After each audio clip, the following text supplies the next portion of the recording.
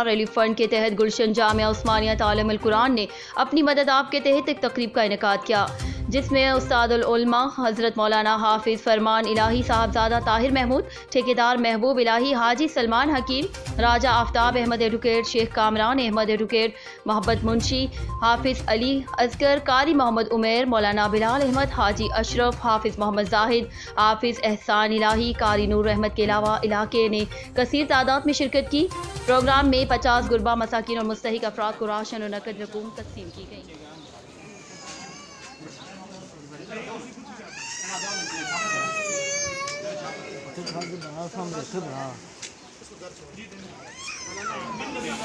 کہ 24 گھنٹے یہاں رہنے والے بچے طلباء کی خدمت کرتا ہے۔ ہر سال یہاں سے الحمدللہ حافظ قرآن بچے تیار ہو رہے ہیں اور عالم دین، لیکن موجودہ حالات کے پیش نظر